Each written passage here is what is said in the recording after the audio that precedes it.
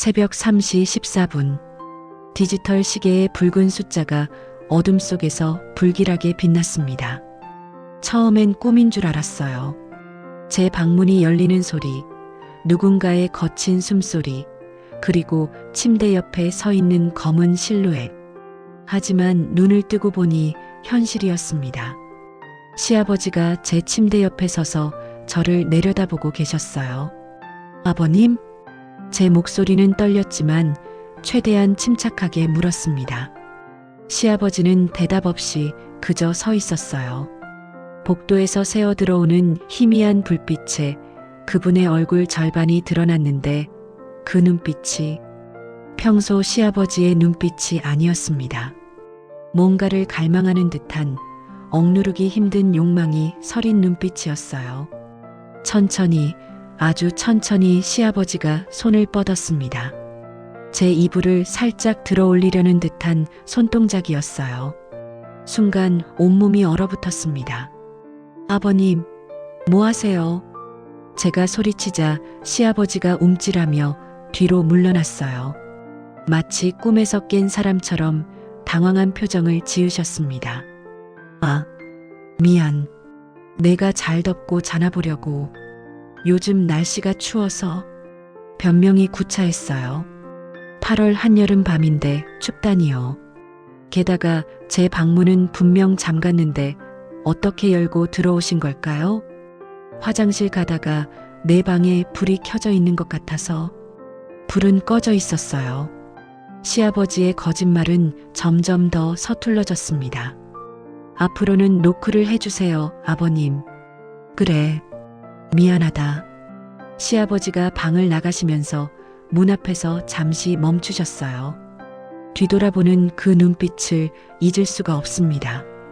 마치 먹이를 놓친 맹수 같은, 아니면 간절히 무언가를 갈구하는 중독자 같은 눈빛이었어요. 제 이름은 김수진, 올해 43입니다. 대기업 무역회사에서 일하는 남편 최준영과 결혼한 지 15년이 되었죠.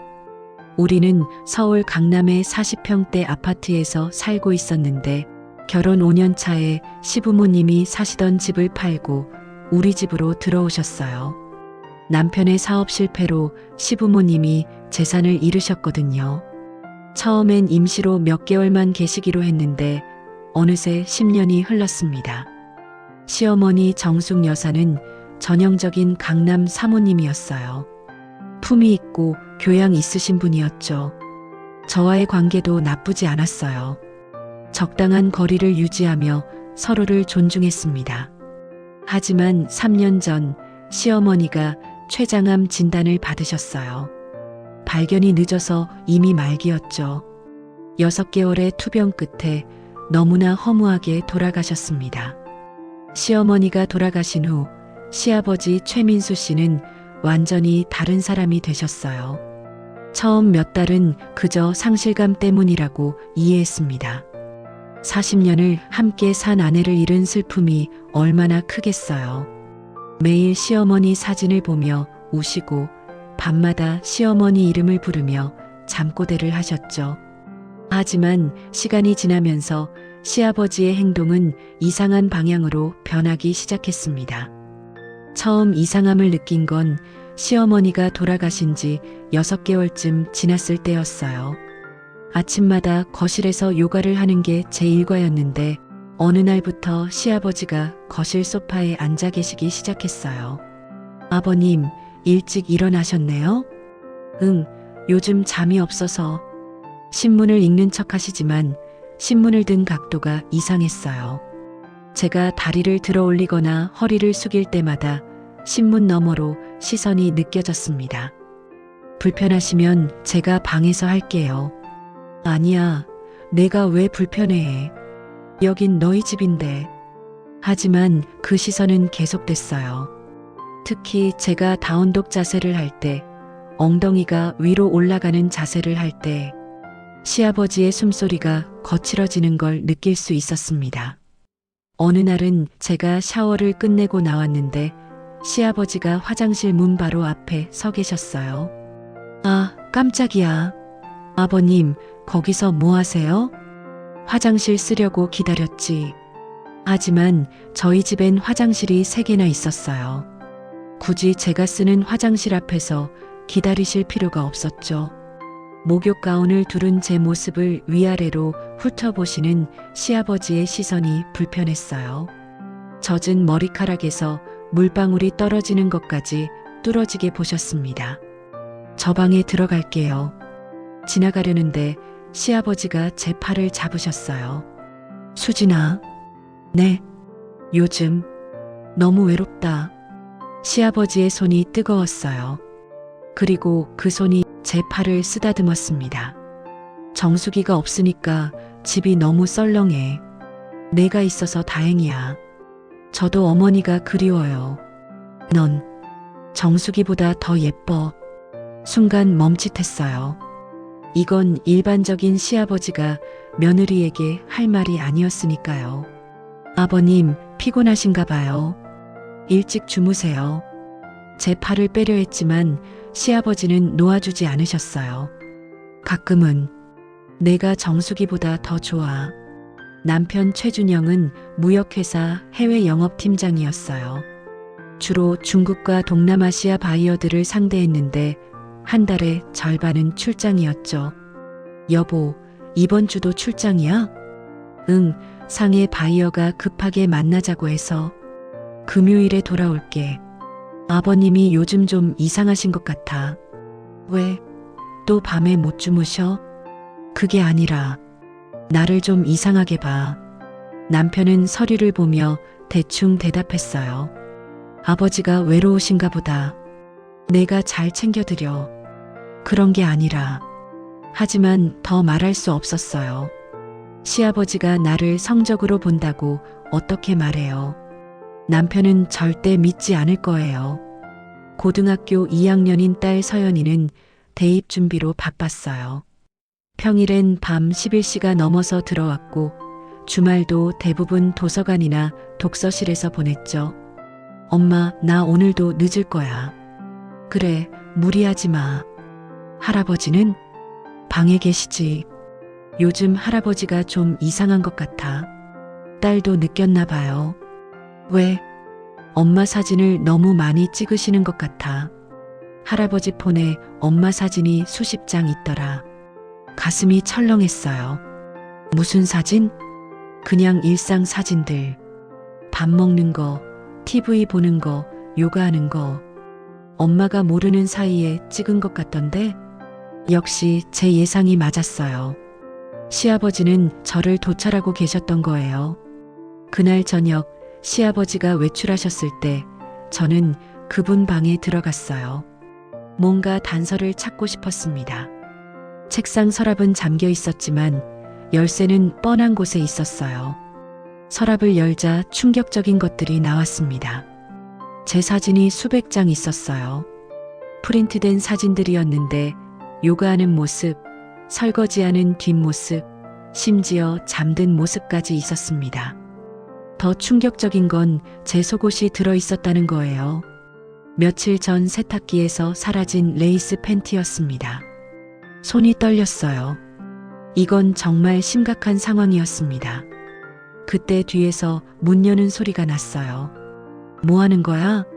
시아버지였습니다. 언제 들어오셨는지 모르게 조용히 오셨나 봐요. 아, 청소하려고. 내 서랍을 왜 열어? 시아버지의 표정이 무서웠어요. 평소에 자상한 시아버지가 아니라 뭔가 다른 사람 같았습니다. 이게 제 속옷인데요. 아, 그건 빨래하다가 섞여서 제 사진도 있고요. 시아버지가 한숨을 쉬며 침대에 앉으셨어요. 미안하다. 내가 이상한 것 같아. 아버님, 내가 자꾸 다른 사람으로 보여.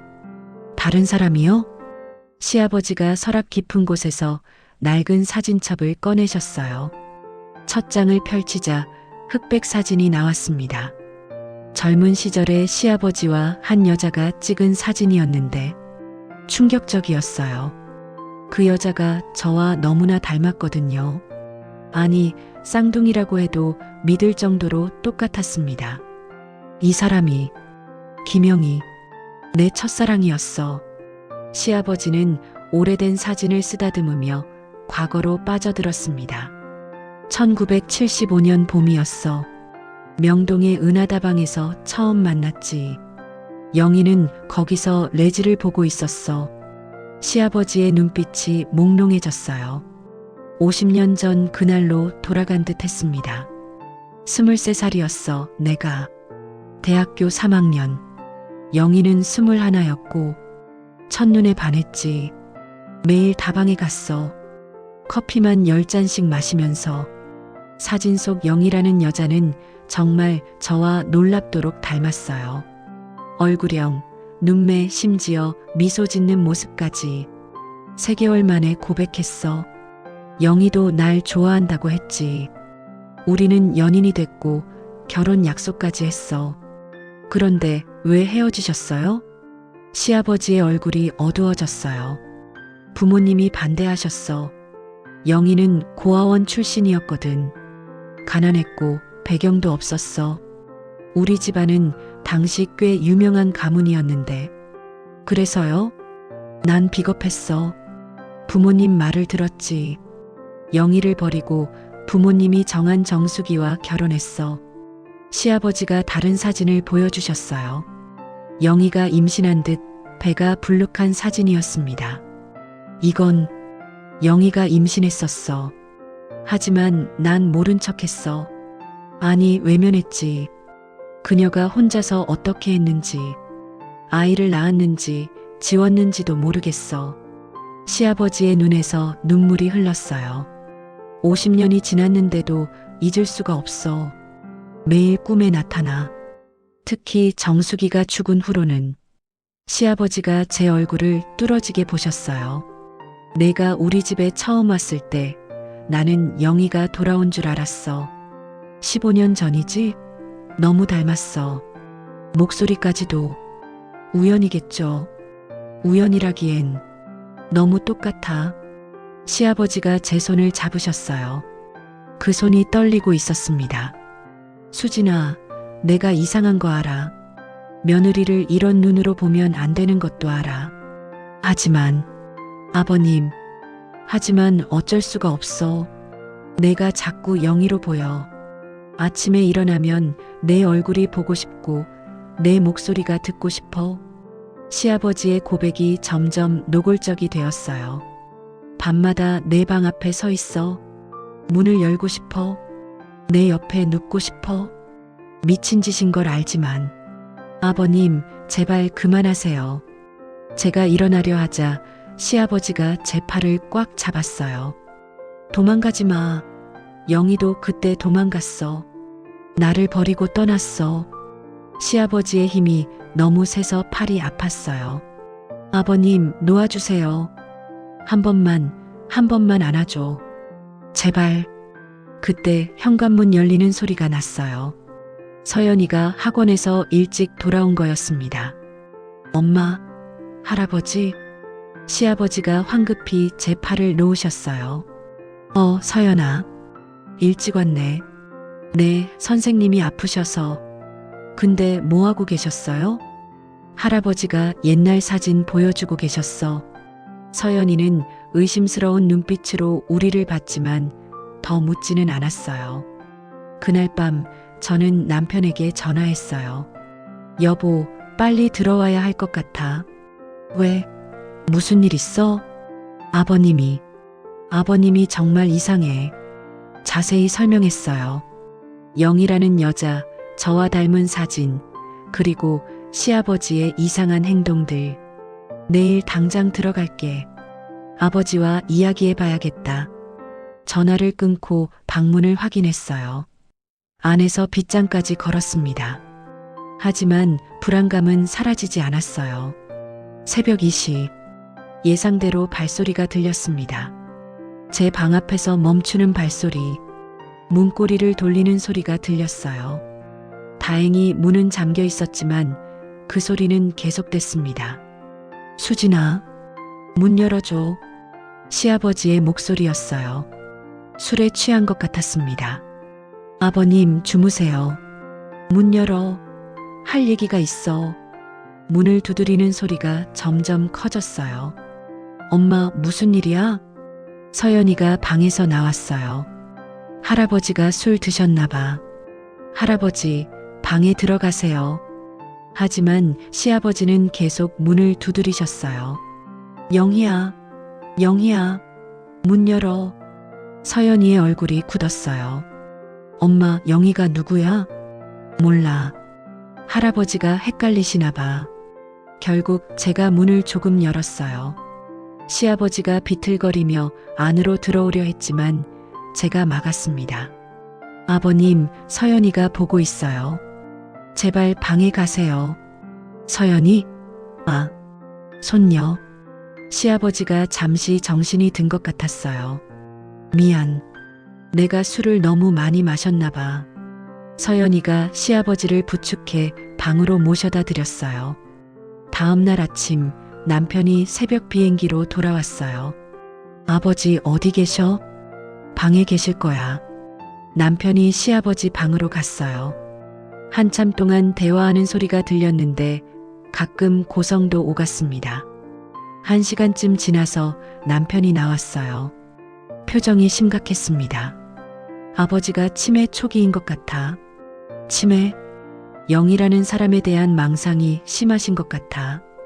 병원에 가보자고 했어. 하지만 시아버지는 병원 가기를 완강히 거부하셨어요. 며칠 후 시아버지가 외출하신 사이에 이상한 택배가 왔어요. 김영희님께 라고 적혀 있었는데 주소는 우리 집이었어요. 뭔가 이상해서 열어봤더니 빨간색 란제리와 향수 그리고 편지가 들어있었어요. 영희, 50년이 지났지만 아직도 널 사랑해. 이번엔 놓치지 않을 거야. 마이너스 민수. 시아버지가 주문한 거였어요. 영희라는 사람에게 줄 선물을 저한테 주려고 한 건가요? 그날 오후 시아버지가 들어오시자마자 저를 찾았어요. 수진아, 택배 안 왔니? 왔어요. 근데 이게 뭐예요? 제가 상자를 보여주자 시아버지의 눈이 빛났어요. 아, 그거 내 선물이야. 제 선물이요? 김영희 앞으로 왔는데요. 시아버지가 잠시 당황하셨다가 웃으셨어요. 실수했나 보다. 너한테 주려고 산 건데. 아버님, 이런 선물은 부담스러워요. 왜? 며느리한테 선물도 못해? 시아버지가 제 어깨에 손을 올리셨어요. 입어봐. 잘 어울릴 것 같아. 아니에요. 이건 받을 수 없어요. 제가 거절하자 시아버지의 표정이 차갑게 변했어요. 거절하지 마. 제발. 그 눈빛이 너무 간절해서 무서웠어요. 그날 저녁 시아버지는 고급 레스토랑을 예약했다고 하셨어요. 오늘 특별한 날이야. 같이 저녁 먹자. 무슨 날인데요? 영희를 처음 만난 날이야. 아니, 내가 우리 집에 온 날이지. 서연이도 같이 가요? 아니, 우리 둘만. 불안했지만 거절할 수 없었어요. 남편은 다시 출장을 떠난 상태였고 서연이는 친구 집에서 자고 온다고 했거든요. 레스토랑은 분위기 있는 프렌치 레스토랑이었어요. 커플들이 주로 오는 곳 같았습니다. 아버님, 여기는 좀. 왜? 좋잖아. 분위기도 있고 촛불이 켜진 테이블, 바이올린 연주, 와인. 마치 데이트 같았어요. 수진아, 오늘만큼은 시아버지와 며느리가 아니라 그냥 남자와 여자로 있을 수 없을까? 무슨 말씀이세요? 농담이야. 그냥 외로워서 하는 소리야. 하지만 시아버지의 눈빛은 농담이 아니었어요. 와인을 몇 잔 마신 후 시아버지는 더 대담해지셨어요. 춤추자. 네. 저기 플로어에서 다들 춤추잖아. 아버님, 전. 하지만 시아버지는 제 손을 잡고 일으켜 세우셨어요. 플로어에서 시아버지는 저를 꽉 안으셨어요. 너무 가까워서 숨쉬기가 힘들었습니다. 영희야. 제 귀에 속삭이셨어요. 전 수진이에요, 아버님. 알아. 하지만 오늘만 영희인 척해줘. 시아버지의 손이 제 허리를 쓰다듬었어요.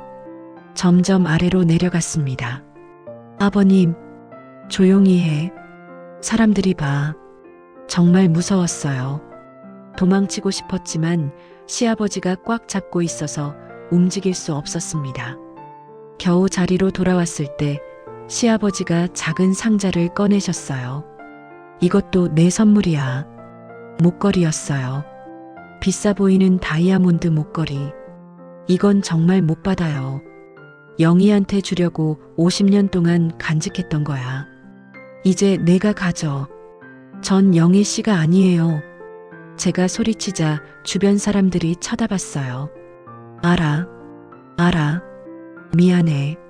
시아버지가 눈물을 흘리셨어요. 그냥 너무 외로워. 내가 있는데도 왜 이렇게 외로운지. 집으로 돌아오는 택시 안에서 시아버지는 계속 제 손을 잡고 계셨어요. 수진아, 오늘 고마웠어. 나도 내가 이상한 거 알아. 치료받아야 하는 것도 알고. 하지만요? 널 보면 자제가 안 돼. 50년 전으로 돌아간 것 같아. 집에 도착해서 시아버지를 방으로 모셔다 드리고 제 방으로 들어왔어요. 옷을 갈아입으려는데 뭔가 이상했어요. 서랍이 열려 있었고 속옷이 뒤섞여 있었습니다. 시아버지가 제 방에 들어왔던 거예요. 그리고 침대 위에 편지가 놓여 있었습니다. 수진에게, 아니 영희에게 오늘 밤 내 방에 갈 거야. 거부하지 마. 우리 둘 다 외롭잖아. 서로를 위로하면서 살면 안 될까? 50년을 기다렸어. 더는 참을 수 없어. 사랑한다. 손이 떨렸어요. 이건 정말 위험한 상황이었습니다. 바로 남편에게 전화했어요. 여보, 지금 당장 집에 와야 해. 아버님이 정말 위험해. 무슨 일이야? 나한테. 말을 끝내기도 전에 방문을 두드리는 소리가 났어요. 수진아, 나야. 문 열어줘. 시아버지였어요. 수진아, 문 열어줘. 5분만 이야기하자. 시아버지의 목소리가 문 너머로 들려왔어요. 술에 취한 것 같지는 않았지만 뭔가 평소와 다른 절박함이 느껴졌습니다. 아버님, 내일 아침에 이야기해요.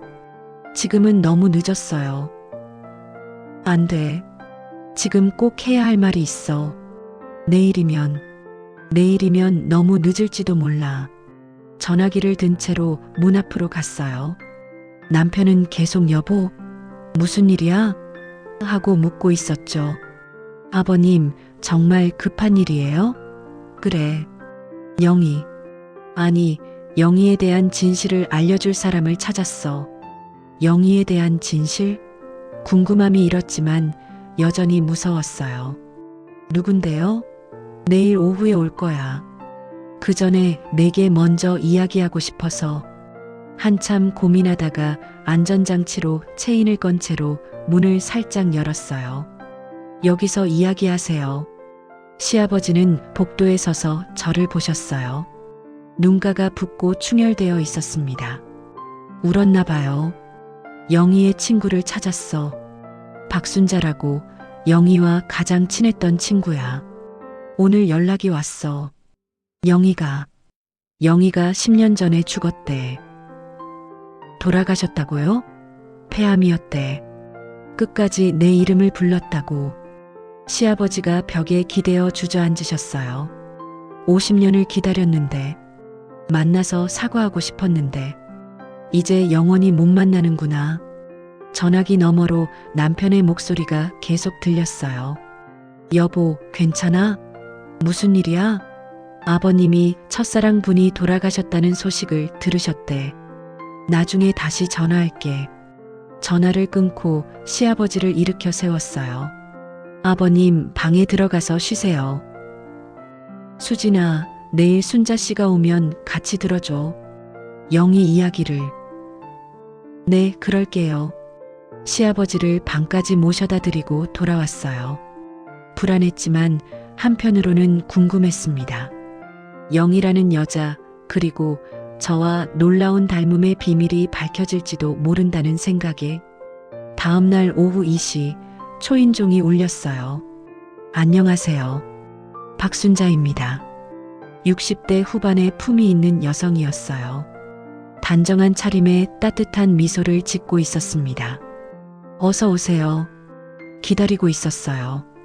거실로 안내하자 시아버지가 나오셨어요. 두 분은 50년 만에 만나는 거였죠. 민수 씨, 정말 오랜만이네요. 순자 씨, 정말 반가워요. 두 분이 악수를 나누는데 순자 씨가 저를 보고 깜짝 놀랐어요. 세상에, 이분이 며느님이세요? 네, 김수진이라고 합니다. 정말 영희를 빼닮으셨네요. 쌍둥이인 줄 알았어요. 순자 씨가 가방에서 사진첩을 꺼냈어요. 이걸 보여드리려고 가져왔어요. 영희가 죽기 전에 저한테 맡긴 거예요. 사진첩을 펼치자 영희 씨의 일생이 펼쳐졌어요. 젊은 시절부터 중년 그리고 병들어 마른 모습까지. 영희는 결혼했어요. 민수 씨와 헤어진 2년 후에. 착한 남자였죠. 영희를 진심으로 사랑했어요. 아이는? 시아버지가 떨리는 목소리로 물었어요. 아들 하나 낳았어요. 준호라고. 시아버지가 몸을 떨었어요. 그게 내 아이인가요? 순자 씨가 고개를 저었어요. 아니에요. 영희가 결혼한 후에 낳은 아이예요. 하지만 영희가 민수 씨와 헤어진 직후에 아이를 지웠어요. 혼자서 병원에 갔대요. 시아버지의 얼굴이 창백해졌어요. 그런데 더 놀라운 이야기가 있어요. 순자 씨가 다른 사진을 꺼냈어요. 영애 씨와 똑같이 생긴 또 다른 여자의 사진이었습니다. 이 사람은 영희의 쌍둥이 언니예요. 정이라고 해요. 쌍둥이? 저와 시아버지가 동시에 놀랐어요. 네. 어릴 때 헤어졌대요. 정희는 부유한 집에 입양됐고 영희는 고아원에 남았죠. 20년 후에 우연히 다시 만났는데 순자 씨가 저를 바라봤어요. 정희 씨 성함이 혹시 김정희 맞나요? 제 온몸에 소름이 돋았어요. 그게 우리 어머니 이름인데요. 정말요? 그럼 혹시 어머니가 입양하셨나요? 네, 맞아요. 외할머니가 어머니를 입양하셨다고 들었어요. 순자 씨가 놀라며 사진을 다시 보여줬어요. 그럼 수진 씨가 영희의 조카였군요. 그래서 이렇게 닮았구나. 시아버지가 충격을 받은 듯 멍하니 앉아 있었어요. 내가 영희의 조카를. 더 들으실 이야기가 있어요. 순자 씨가 편지 봉투를 꺼냈어요. 이건 정혜 씨가 영희에게 보낸 편지예요. 영희가 죽기 전에 저한테 보관해 달라고. 편지를 열어 읽기 시작했어요. 영희야, 우리가 20년 만에 만났을 때 말하지 못한 비밀이 있어. 사실 나도 민수 씨를 알아. 아니, 사랑했어. 시아버지가 벌떡 일어났어요. 뭐라고요? 내가 민수 씨와 사귈 때 멀리서 지켜봤어. 너희가 얼마나 사랑하는지 알았기에 포기했지. 하지만 단 한 번은 민수 씨와 마주친 적이 있어. 편지를 읽는 제 손이 떨렸어요. 1982년 부산에서였어. 민수 씨는 출장 왔다가 술에 취해 있었고 나는 친정에 다니러 갔다가 우연히 만났어. 그는 나를 너로 착각했어. 영희야, 미안해. 그날 밤 우리는. 안 돼. 시아버지가 편지를 빼앗았어요. 그 일로 수진이를 가졌어. 남편은 자기 아이인 줄 알고 있어. 하지만 나는 알아. 수진이가 누구를 닮았는지. 제 머릿속이 하얘졌어요. 그럼 제가 시아버지의 딸이라는 건가요? 이건 거짓말이야. 시아버지가 소리쳤어요. 하지만 순자 씨가 또 다른 증거를 꺼냈어요. 정혜 씨 일기장도 있어요. 더 자세히 나와 있죠. 일기장을 펼치자 1982년 11월 15일자가 나왔어요. 오늘 임신 확인. 부산에서의 그날 밤으로부터 정확히 6주. 민수 씨의 아이야. 하지만 남편에게는 비밀로 할 거야. 이 아이는 내가 평생 기다려온 선물이니까. 저는 일어나서 화장실로 뛰어갔어요. 구토가 나올 것 같았습니다. 시아버지가 제 친아버지? 그럼 남편은 제 오빠인 거고 우리 딸은? 수진아. 시아버지가 화장실 문을 두드렸어요. 저 좀 내버려 두세요. 수진아, 이건 확실하지 않아. 검사를 해봐야. 그때 현관문이 열렸어요. 남편이 들어온 거예요. 무슨 일이야? 손님 오셨어? 준영아. 시아버지가 당황한 표정으로 아들을 봤어요. 아버지, 무슨 일 있어요? 수진이는? 저는 화장실에서 나와 남편을 봤어요. 이제 어떻게 해야 하지? 이 끔찍한 진실을 어떻게 말해야 하나? 순자 씨가 조심스럽게 말했어요. 제가 신뢰가 되는 이야기를 해서 그만 가볼게요. 아니에요. 더 알려주실 게 있으면. 제가 순자 씨를 붙잡았어요. 영희가 마지막으로 한 말이 있어요. 뭐라고 하셨는데요? 진실은 때로 숨기는 게 나을 수도 있다고. 모두가 행복하다면 굳이 파헤칠 필요 없다고.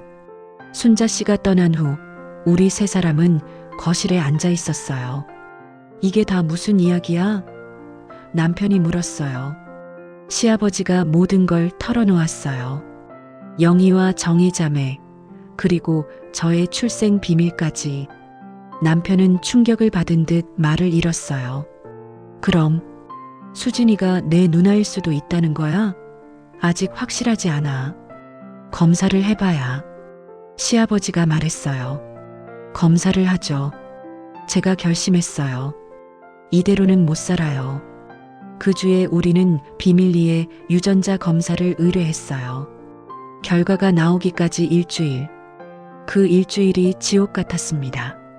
시아버지는 저를 볼 때마다 죄책감에 시달리셨고 남편은 저와 거리를 두기 시작했어요. 우리는 한 집에 살면서도 서로를 피했죠.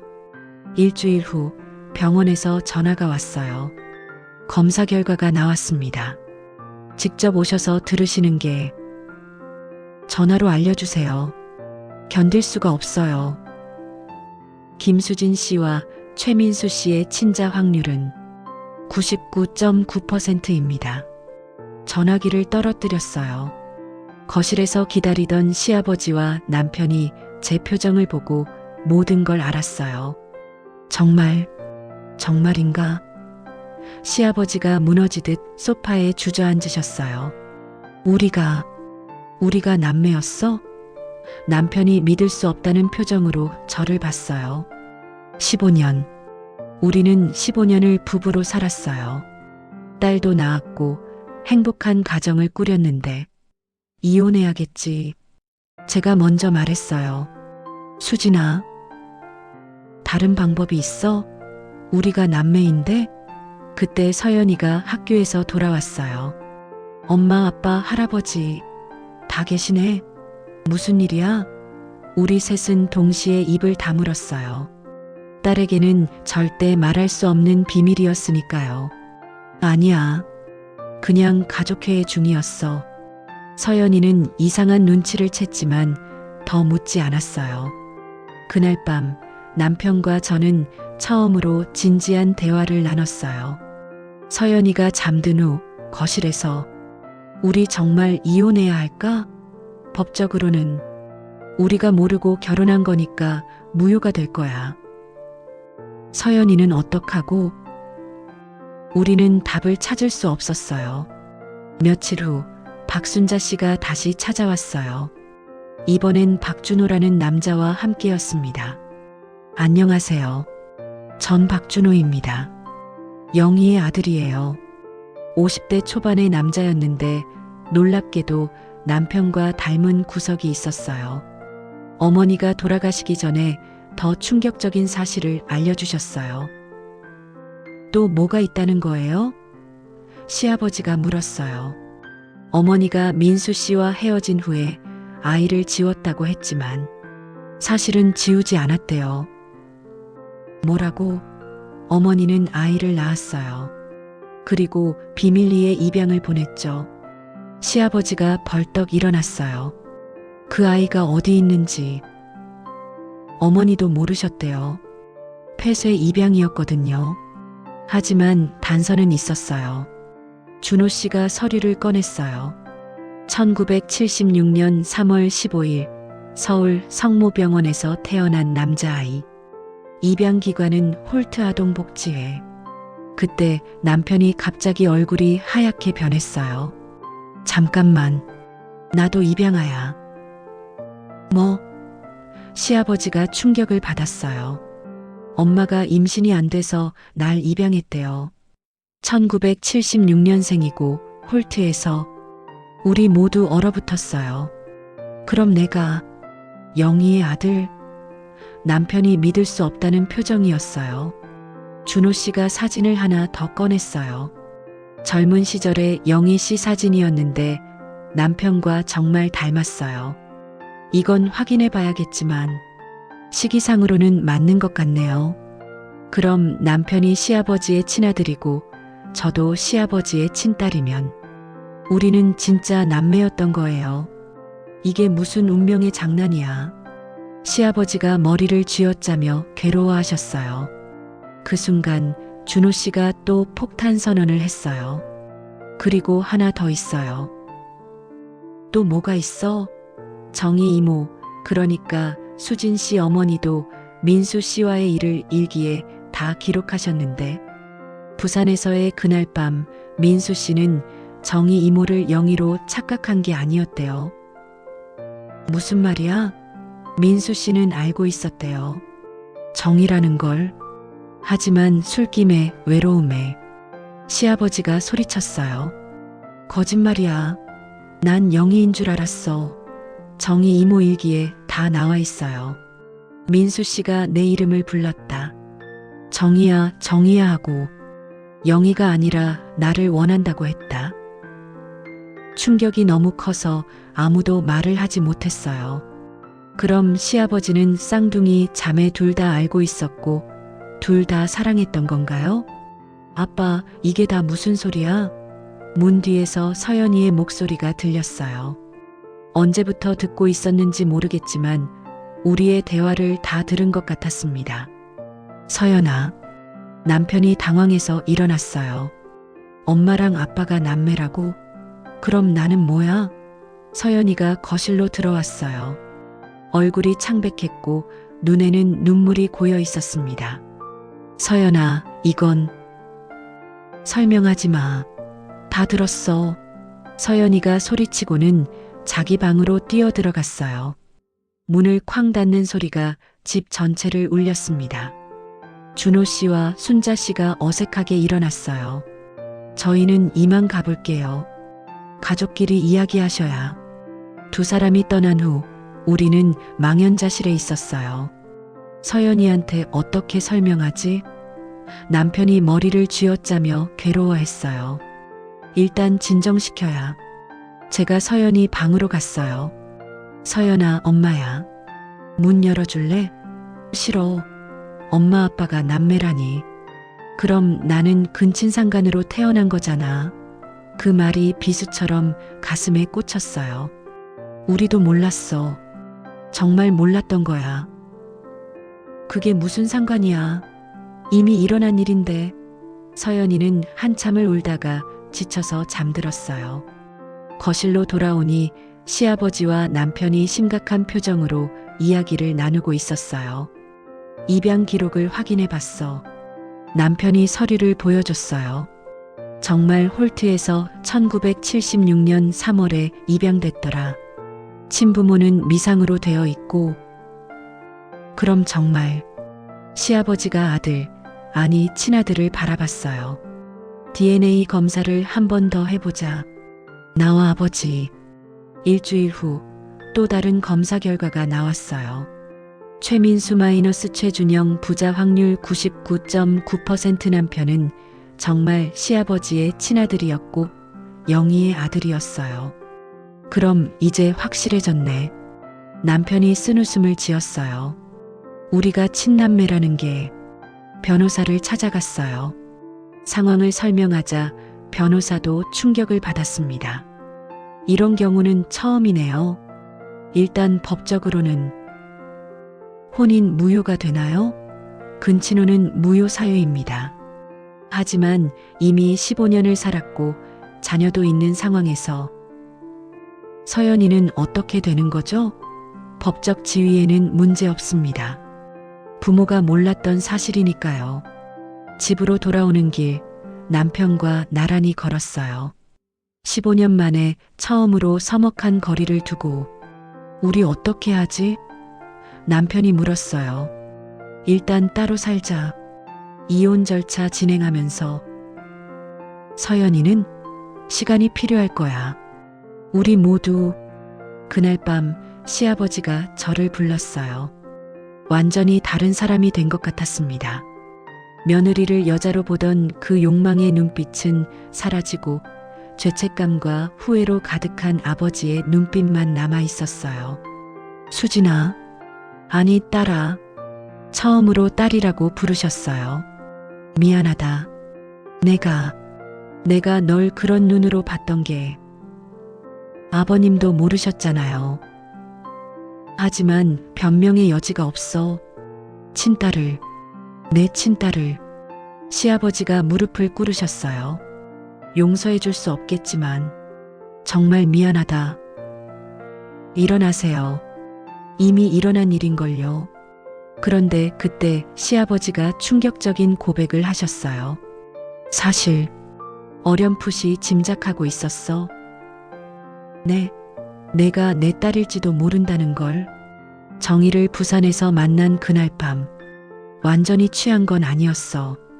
영희가 아니라 정희라는 걸 알았어. 그런데 왜? 후회했어. 평생 후회했어. 그래서 내가 우리 집에 왔을 때 운명이라고 생각했어. 내 딸일지도 모르는 아이가 며느리로 온 게 충격적인 고백이었어요.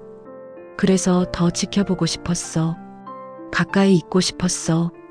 그런데 그게 그런 감정으로 변질된 거야. 미안하다. 며칠 후 우리 가족은 큰 결정을 내렸어요. 남편은 회사 미국 지사로 발령을 자원했고 서연이와 함께 떠나기로 했어요. 2년 정도 떨어져 지내자. 서연이도 그곳에서 대학 가면 되고. 그래, 시간이 필요해. 서연이는 여전히 우리와 대화를 거부했지만 미국 유학은 받아들였어요. 떠나는 날 공항에서 남편과 마지막 인사를 나눴어요. 그동안 행복했어? 나도. 15년의 부부 생활이 그렇게 끝났어요. 아니, 끝난 게 아니라 새로운 관계로 전환된 거죠. 부부에서 남매로. 남편과 서연이가 떠난 지 한 달이 지났어요. 집은 너무 조용했고 시아버지와 저 단둘이 남았죠. 하지만 이제 우리 사이엔 이상한 긴장감 대신 어색한 거리감만 있었어요. 아버지와 딸이라는 새로운 관계에 적응하기 위해 노력했지만 쉽지 않았습니다. 어느 날 또 다른 손님이 찾아왔어요. 이번엔 변호사였습니다. 최민수 씨와 김수진 씨죠? 김정희 여사의 유언장 집행을 위해 왔습니다. 어머니 유언장이요?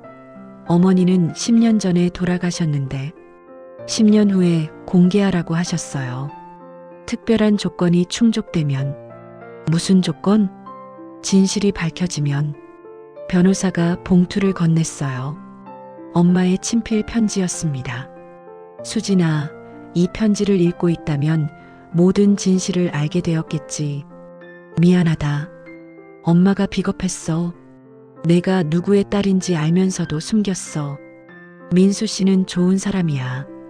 그날 밤 우리 둘 다 외로웠고 서로를 위로했을 뿐이야. 내가 태어났을 때 민수 씨를 너무 닮아서 놀랐어. 하지만 내 아빠 법정는 모르는 게 나았어. 언젠가 진실이 밝혀질 거라 생각했어. 그때를 위해 이 편지를 남겨. 수진아, 운명은 잔인하지만 때로는 의미가 있어. 내가 민수 씨의 며느리가 된 것도 준영이와 결혼한 것도 다 운명이야. 비록 남매지만 너희가 15년간 나눈 사랑은 진짜였어. 서연이를 미워하지 마. 그 아이는 죄가 없어. 그리고 민수 씨를 용서해줘. 그도 피해자야. 사랑한다. 내 딸아. 마이너스 엄마가. 편지를 읽으며 눈물이 흘렀어요. 엄마도 알고 있었구나. 모든 걸. 그런데 편지 뒤에 또 다른 내용이 있었어요. P.S. 사실 하나 더 있어.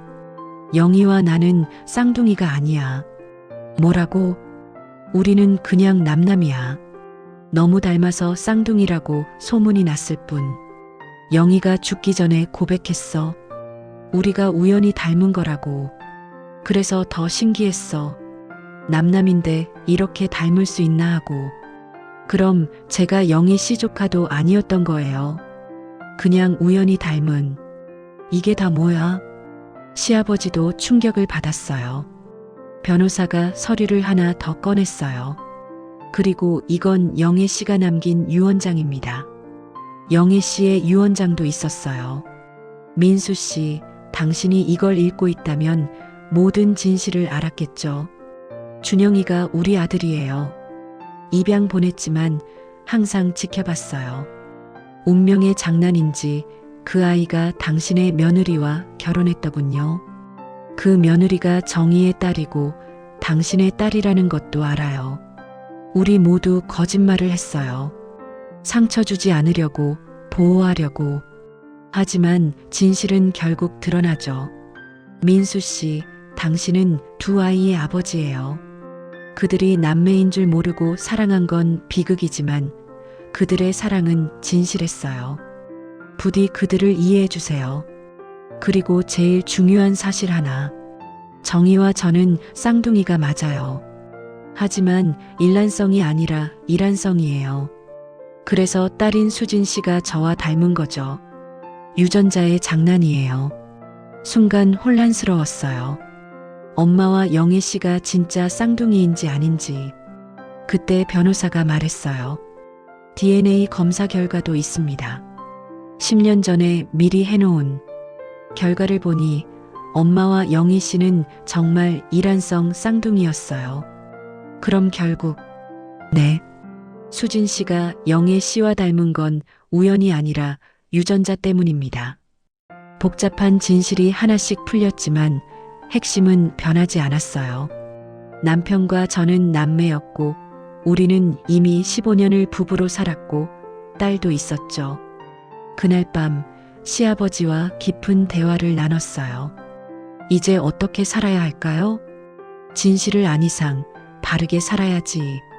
서연이가 언젠가는 받아들일까요? 시간이 걸리겠지만 이해할 거야. 한 달 후 뜻밖의 전화가 왔어요. 서연이었습니다. 엄마, 서연아, 어떻게 지내? 엄마, 나 다 이해했어. 엄마 아빠도 피해자잖아. 눈물이 났어요. 미안해, 서연아. 미안해하지 마. 그리고 나 유전자 검사 받았어. 뭐? 나 정상이야. 근친이어도 나는 건강해.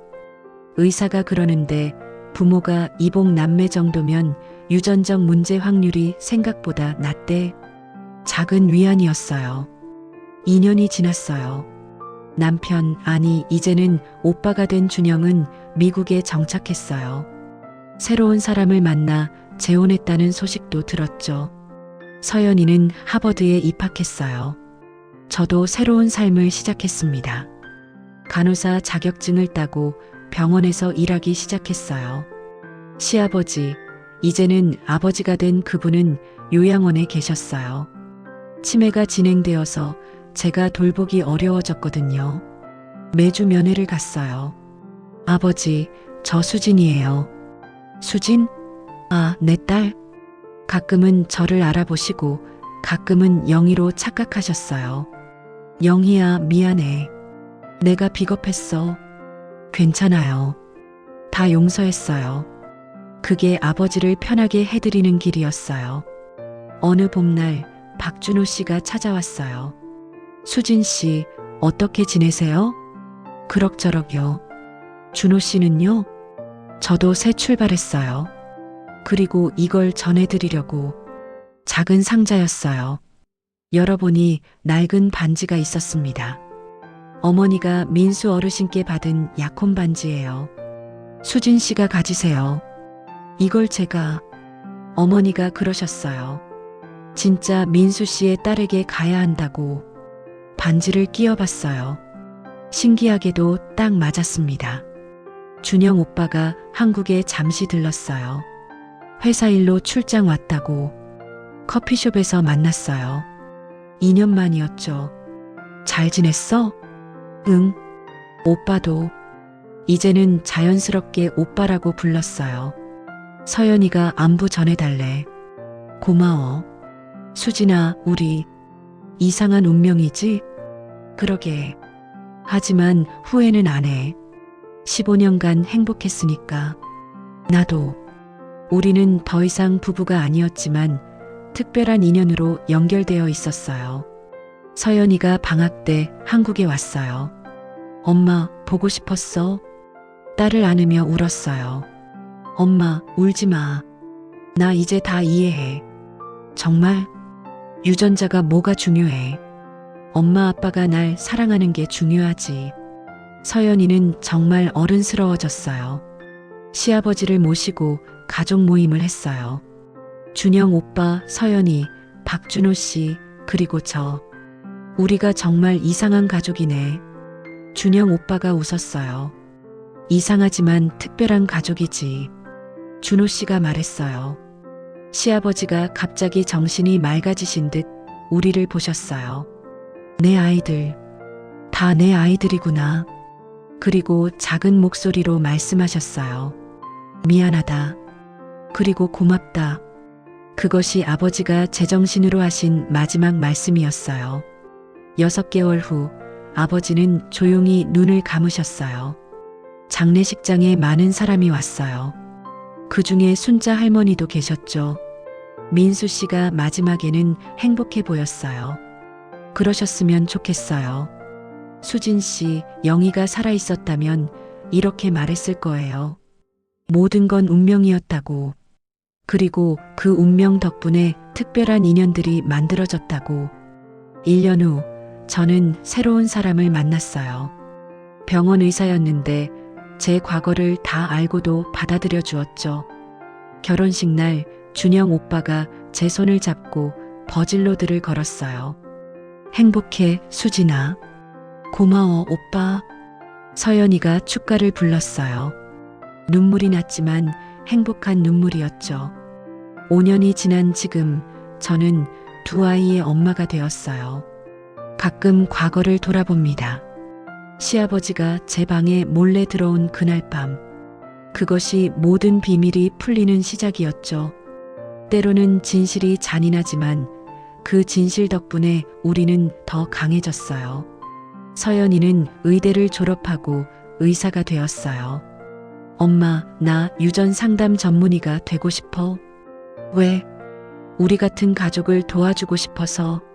준영 오빠는 미국에서 행복하게 살고 있어요. 가끔 영상 통화를 하면서 안부를 묻죠. 수진아, 오늘 아버지 기일이야. 알아. 납골당에 다녀올게. 나도 마음으로 함께 할게. 납골당에서 아버지의 유골함 앞에 섰어요.